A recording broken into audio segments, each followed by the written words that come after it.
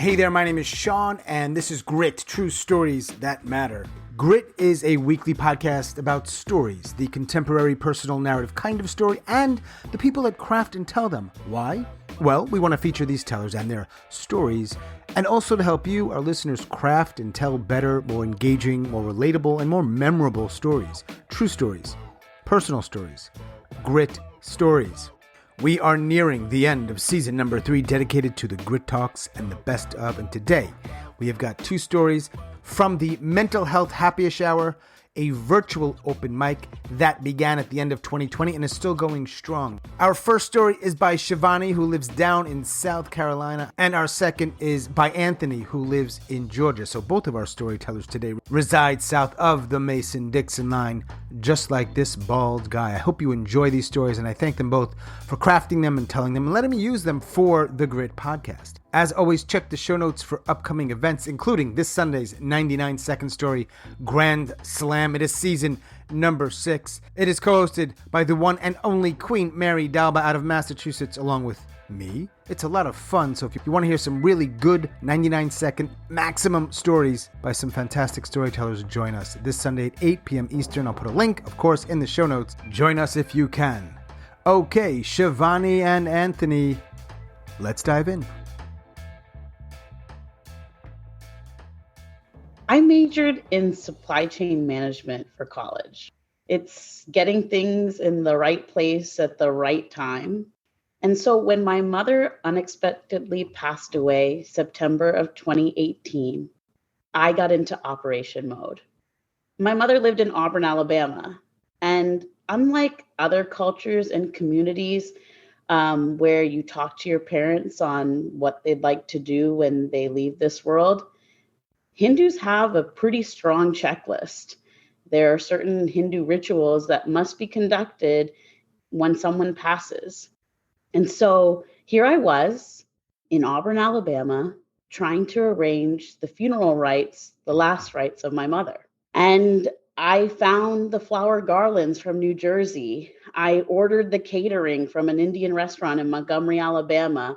I booked blocks of rooms in Auburn, Alabama for her extended family to visit. I made sure the Hindu priest knew the directions to the funeral parlor. I talked to the funeral parlor about having fire inside of their facility. All things that came very easy to me, and it gave me something to do. Then the funeral was over, and I went back to Greenville, South Carolina. I was in the process of buying a new home, closed on that. I was getting my MBA part-time, and I was graduating that December, and I did it. And I went to conferences and I did my stand-up. I'm a storytelling comedian. And often the subject matter is my parents, my mom. Some people looked at me and asked, how can you do it? How can you tell stories about your mom that has passed away? And then it hit me. My mom had passed away. And it really hit me when I went to Canada in May. So I'm originally from Guelph, Ontario, Canada. That's where I was born and raised. And outside of Guelph in Toronto is the largest diaspora of Sri Lankan Tamils in the world outside of Sri Lanka. So it has this air of familiarity, clothes and foods and family. As much as my community tries to support those that are grieving, tact is not one of their strong points. An uncle came to me and said, "Oh, it's so sad. Your mother died before she could see you get married." And another person would say, you should just move on. You had her for 32 years. And then it hit me like a rock when I got home. I couldn't get out of bed. I didn't have any purpose in life. I wasn't motivated to go to work. I was at an utter low. And I conveyed it to my family, who told me, just pray about it. It was her time. God wanted this to happen. But those words didn't soothe the lack of motivation, the despair that I had. I was super down. And I went to lunch with some of my very good friends. And I told them, guys, I'm not okay. And I told them how I was feeling. Although it had been several months since my mother had passed, the grief had settled in. It was time to focus on something that I had put off because the supply chain operations were already done. I had got everything in the right place. I had done everything in the right amount of time. I had completed all the deliverables that needed to happen for my mother's passing. But in that moment, my friends told me, what about yourself? What you're feeling is something that you should be feeling, and you should be talking to someone about it. And there are things that are going to help. It's not going to bring your mother back, but it's almost like it's raining outside. And instead of getting wet, you have an umbrella. It's still raining, but you're protected under that umbrella. And so, in that moment, when I was having lunch with these friends and they shared with me their own personal struggles with mental health, I realized that that was the right place, that was the right time, and that was just the right things that I needed. Thank you.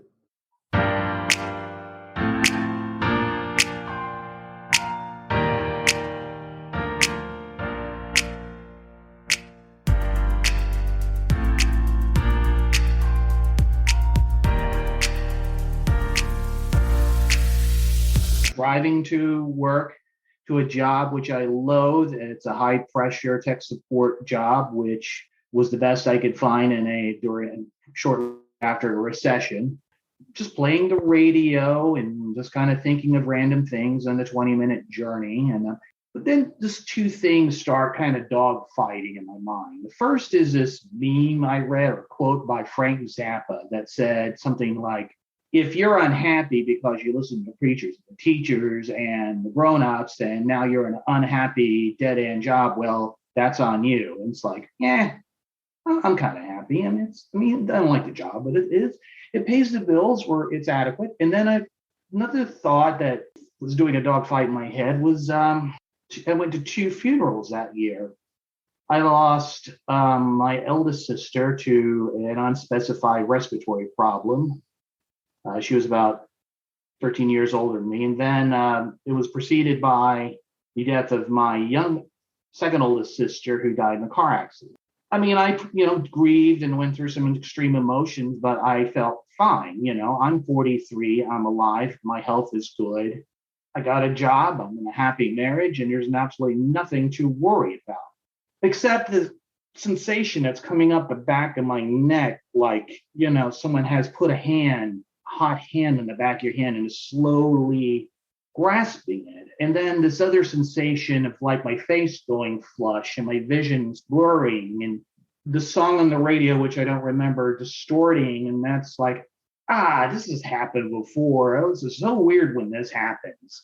Okay, this is not so bad. I'll shake it off like the other day. I'll go in a room and take a few deep breaths. I'm fine. I don't know. It's just some condition or something. I should go to a doctor. And then I realized there was red. I was seeing literal red. It was like the corners of my eye, the vision was red, the road, the signs, the overpass, the exit I just passed and went to work.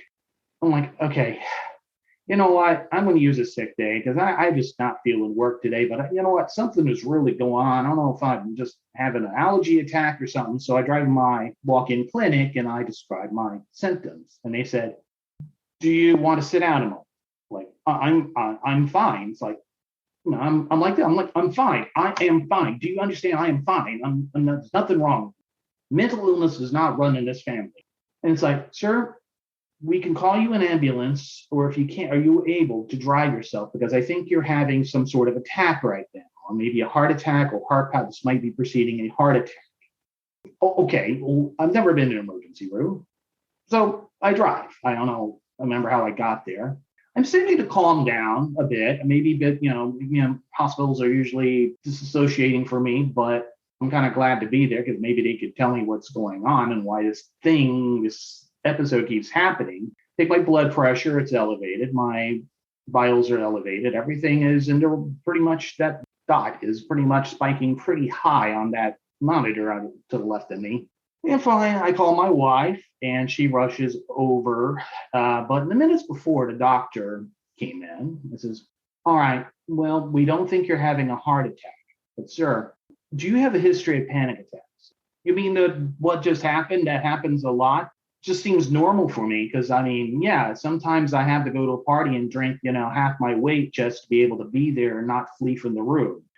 Sometimes I have to get up and walk out of a room where I think the ceiling's going to collapse on me. This is completely normal. It's a basically wide fucked up world.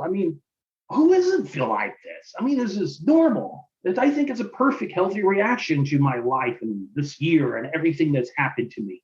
So you're saying I have mental illness? Well, I'm not one to diagnose, but I think you need to follow up with a psychiatrist.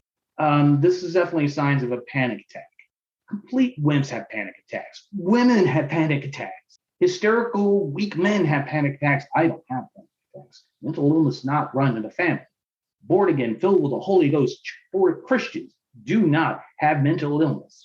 So a month later, I'm the psychiatrist's bench, and they said, you have a very low level, probably manageable, generalized anxiety disorder, like generalized. We're going to work on what specific triggers, but I'm going to leave the option to you if you want to go on SSRIs at this point.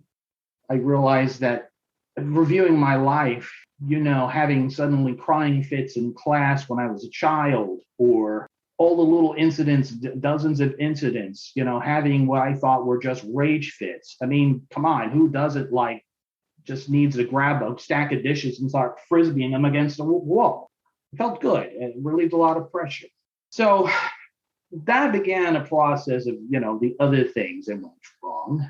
Being diagnosed with severe ADHD. So it was kind of like the first revelation of the problems I've been having all my life.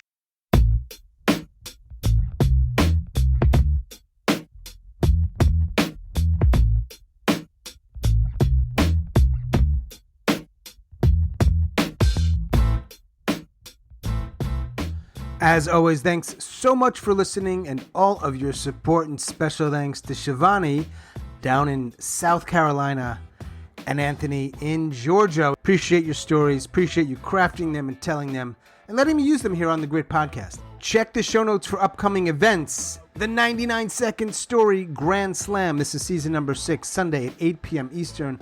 I'm telling you, this is a lot of fun. You get to vote a bunch of times. You hear some really good stories by some very talented people. Hope you can join us. And keep in mind, our Friday afternoon swap shop is open to the public, to you. If you want help with your stories, some feedback on your stories, we are supportive and safe and helpful, and we mean the best. So we want to help you with your stories, make you a better teller.